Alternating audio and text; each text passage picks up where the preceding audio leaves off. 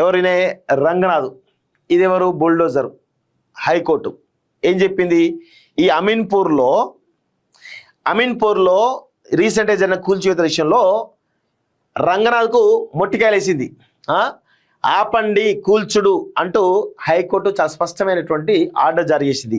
హైడ్రా చర్యలు దిగ్భ్రాంతి కలిగిస్తున్నాయి. హైకోర్టు అక్రమ నిర్మాణమైన నోటీసులు ఇవ్వకుండా ఏ విధి విధానాల ప్రకారం కూల్చున్నారు, గైడ్ లైన్స్ ను న్యాయస్థానం ముందుంచండి, అప్పటిదాకా నిర్మాణాల జోలికి పోవద్దు, జలాశయాలు రోడ్ల పరిరక్షణ చేపట్టవచ్చు, హైడ్రాకు హైకోర్టు ధర్మాసనం ఆదేశాలు, ఐలాపూర్ భూములపై యథాతథ స్థితిని కొనసాగించాలని చెప్పేసి చాలా స్పష్టంగా చెప్తున్నారు. ఇక్కడ రంగనాథ్కి అడ్వకేట్ ముకింకు మధ్య ఉన్నటువంటి పర్సనల్ ఈగోల విషయంలో మాత్రమే ఈరోజు కూల్చివేతలు జరుగుతున్నాయి చాలా స్పష్టంగా అర్థమవుతుంది.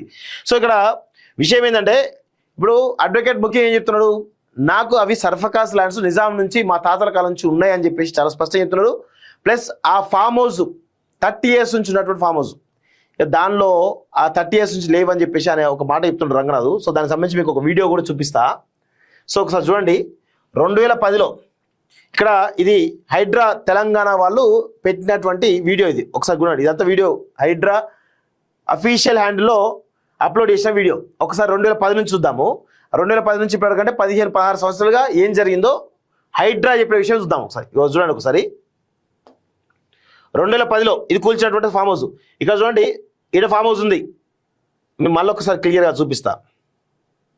2012లో ఫామ్ హౌస్ ఉంది, స్విమ్మింగ్ పూల్ ఉంది, ఆ షెడ్ ఉంది. 2014లో ఫామ్ హౌస్ ఉంది, స్విమ్మింగ్ పూల్ ఉంది, షెడ్ ఉంది. 2016లో ఫామ్ హౌస్ ఉంది, స్విమ్మింగ్ పూల్ షెడ్ ఉంది. 2017లో కూడా సేమ్, ఓన్లీ చెట్లు పెరుగుతుంది చూడండి. 2018లో చెట్లు పెరిగినాయి, 2019లో చెట్లు పెరిగినాయి, 2020లో కూడా అదే పరిస్థితి, 2021 కూడా అదే పరిస్థితి, 2022లో కూడా అదే పరిస్థితి, 2023లో కూడా అదే పరిస్థితి, 2024 కూడా అదే పరిస్థితి, 2025లో కూడా అదే పరిస్థితి.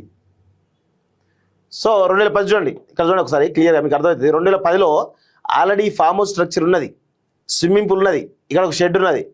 సో మీరు చూడండి అంత డిజైన్ చేసి ఉంది. 2010 నుంచి 2020 వరకు అక్కడ ఏం జరిగింది, కేవలం చెట్లు మాత్రమే పెరిగినాయి. ఇక్కడ ఏమంటారు, కోర్టు స్టే ఉత్తర్వులకు విరుద్ధంగా నిర్మించిన గెస్ట్ హౌస్ నేలమట్టం చేసిన హైడ్రా.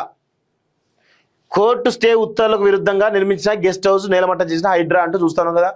సో రంగనాథ్ చేసింది ఏంది, 2010 కాదు, దాదాపు 30 సంవత్సరాల నుంచి ఈ ఫామ్ హౌస్ అట్లే ఉన్నది. 30 సంవత్సరాల నుంచి ముందు కట్టినటువంటి బిల్డింగ్ అది. దాన్ని ఎంత తెలివిగా వీడియో చేసేటప్పుడే కొంచెం మంచి చేయడరా నాయన, ఈ దిక్కుమాల వీడియో ఇస్తారా. 2010లో ఆల్రెడీ ఫామ్ హౌస్ స్ట్రక్చర్ ఉంది, 2010లోనే స్విమ్మింగ్ పూల్ ఉంది, 2010లో ఇంకో షెడ్ కూడా ఉన్నది కదా. ఏం మారింది అక్కడ, ఓన్లీ చెట్లు మాత్రమే వచ్చినాయి. గిరి పరిస్థితి. సో ముఖ్యం ఏం చెప్తున్నారు, అడ్వకేట్ ముఖ్యం, అది మా తాతల కాలం నుంచి వచ్చినటువంటి ల్యాండ్స్ అవి అని చెప్పి ముఖ్యం చెప్తాను ఒకవైపు. ఇంకొక వైపు అవి ఆ సర్ఫకాస్ ల్యాండ్స్ అక్కడ వెంచర్ చేశారని చెప్పేసి అది ఒక 1000 ఎకరాల ప్రభుత్వ భూమి అని చెప్పేసి దానికి మేము 12 ఎకరాల భూమి కాపాడని చెప్పేసి అడ్వకేట్ రంగా చెప్తున్నారు. సో ఇద్దరి మధ్యలో పొంతన గుర్తులేదు. సో అంతా కోర్టు కేసులో ఉంది. ఫస్ట్ ఆఫ్ ఆల్ కోర్టు కేసులో ఉన్న వాటి మీద రంగనాథ్ ఎట్లా చేస్తారు అనేది ఇక్కడ మళ్ళీ ఒక ప్రధానమైనటువంటి చర్చ జరుగుతూ ఉంది. సో 100% ఇది కాకుండా ఇంకా అపార్ట్మెంట్లలో పోయి ఎంత దారుణంగా అంటే కనీసం సమాచారం ఇవ్వకుండా పొద్దున్నే పోయి వాళ్ళ భయభ్రాంతికి గురి చేసి కూలుస్తామని చెప్పేసి చెప్పడం జరిగింది. ఎంత దుర్మార్గం చూడండి. గిదా మీ పరిపాలన, గిదా మీ బుల్డోజర్ పాలన. కోట్ల కంటే హైడ్రా ఎక్కువ. సమాంతర ప్రభుత్వాన్ని అడుగుతున్నారా, న్యాయ వివాదంలో ఉన్న భూముల్లో రాత్రే బోర్డులు ఎలా పెడతారు, సూరారంలో బోర్డులు తొలగించండి అంటూ హైకోర్టు చెప్తోంది. తుది తీర్పులో లోబడే ఓవైసీ క్యాంపస్లో అడ్మిషన్ అంటూ చూస్తాను. విచ్చలవిడిగా బుల్డోజర్లతో విరుచుకుపడుతున్నట్టు హైడ్రాకు హైకోర్టు బ్రేకులు వేసింది. కనీసం ముందస్తు సమాచారం కూడా ఇవ్వకుండా ఇండ్లు కూల్చని తీవ్రంగా తప్పట్టింది. న్యాయ వివాదాల్లో ఉన్న స్థలాల్లోకి వెళ్లి బోర్డులు పాతనంపై కన్నెర చేసింది. కూల్చివేతలు వద్దని కోర్టులు పదే చెప్తున్నా వీకెండ్ కూల్చివేతలు చేపట్టడంపై ఆగ్రహం వ్యక్తం చేసింది. మీరేమైనా సమాంతర ప్రభుత్వం నడుపుతున్నారా, మీరు కోట్ల కన్నా ఎక్కువ అని భావిస్తున్నారా అంటూ ఘాటు వ్యాఖ్యలు చేసింది. అసలు ఏ మార్గదర్శకాల ప్రకారం కూల్చివేతలు చేపడుతున్నారో చెప్పాలని ఆదేశించింది.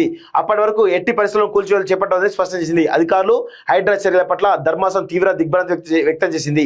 అక్రమంగా నిర్మాణాలు చేపడుతున్నప్పుడు అధికారులు ఏం చేస్తున్నారు అని ప్రశ్నించింది. అధికారులు కళ్ళు మూసుకొని ఉంటే ఇలాగే అక్రమాలు వెలుస్తాయని తొలి దశలోనే అడ్డుకొని ఉంటే ఇప్పుడు ఈ పరిస్థితి వచ్చేది కాదని చురుకునిచ్చింది. అధికారులు ఇంతకాలం ప్రేక్షక పాత్ర వహించి మౌనంగా ఉండిపోయి ఇప్పుడు మొడ్డుతో నిద్ర నుంచి మేల్కొని అనధికారిక నిర్మాణం అని చెప్పి కూల్చేయడం ఏమిటి అని నిలదీసింది అంటూ చూస్తాను.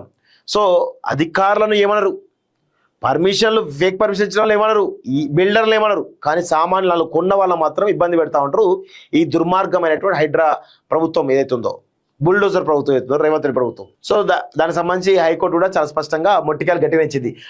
హైడ్రాకు హైకోర్టు గట్టి షాక్ ఇచ్చింది. ఏకపక్షంగా భవనాల కూల్చివేతకు ధర్మాసనం కళ్ళవేసింది. ఏ విధి విధానాలు అనుసరించి కూలుస్తున్నారో తెలుపాలని ఆదేశాలు జారీ చేసింది. జిహెచ్ఎంసీ మున్సిపల్ చట్టం లేదా ఇతర చట్టాల కింద నిర్వహించేటువంటి విధులు నిబంధనల గురించి వివరించాలని ఆదేశించింది. హైడ్రా విధులకు సంబంధించి ప్రామాణిక కార్యాచరణ విధి విధానాలు లేదా గైడ్ లైన్స్ ను కోర్టు ముందుంచే వరకు ఏ విధమైనటువంటి కూల్చివేత చర్యలు కొనసాగించలేదని తేల్చెప్పింది. సో అంతర్గత రహదారులు ప్రహరీల తొలగింపు స్థలాల భూముల విషయంలో బలవంతం చర్యలు చేపట్టాలని స్పష్టం చేసింది. ఈ మేరకు హైకోర్టు సోమవారం మధ్యంతర ఉత్తర్వులు జారీ చేసింది.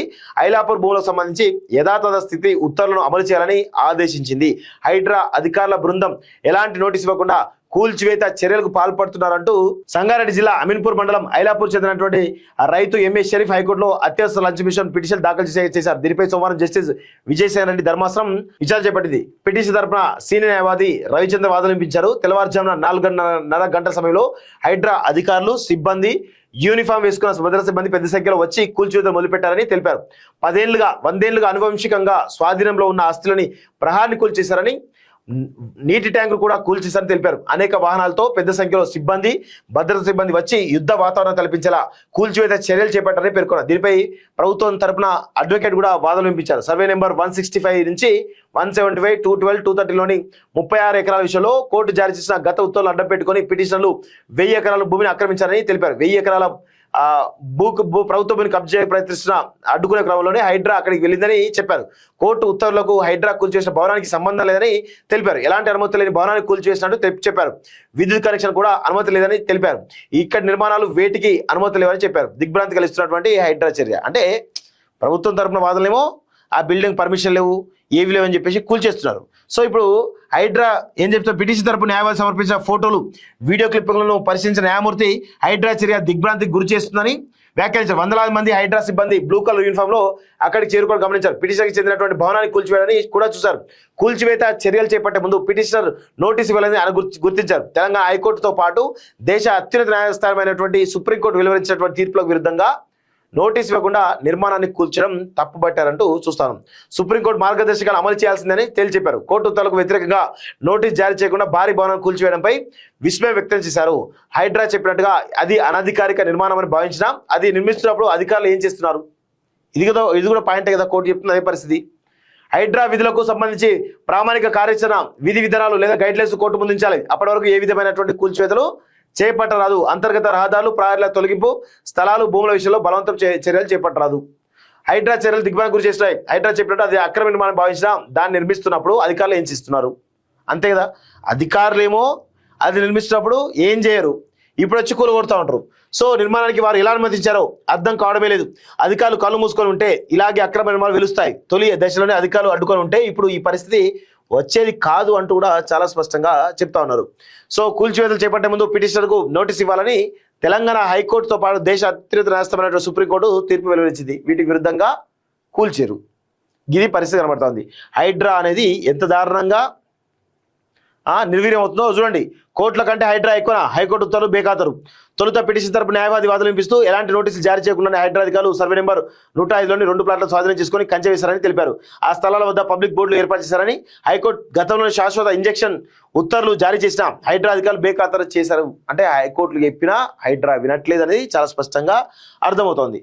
సో ఇట్లా మొత్తానికైతే 100% హైడ్రా పైన పెద్ద ఎత్తున హైకోర్టు చాలా సీరియస్ అయినట్టుగా కనబడతా ఉంది. దీనిలో అడ్వకేట్ ముఖ్యం పాత్ర కూడా చాలా స్పష్టంగా ఈయనను ఇంకా ముప్పు తిప్పలు పెట్టి 3 చెరువులు నీళ్ళు తాగించేదాకా వదిలేటట్టు కనబడతలేడు ముఖ్యం. ఎందుకంటే ఆయన చాలా పవర్ఫుల్గా ఉన్నాడు. ఆయన ప్రతి ఎవిడెన్స్ కూడా పెట్టుకున్నాడు. ప్రతి ఎవిడెన్స్ తోటి ఈయనను 3 చెరువులు నీళ్ళు తాగిస్తాడు ముప్పు తిప్పలు పెట్టి. రాసి పెట్టుకోండి.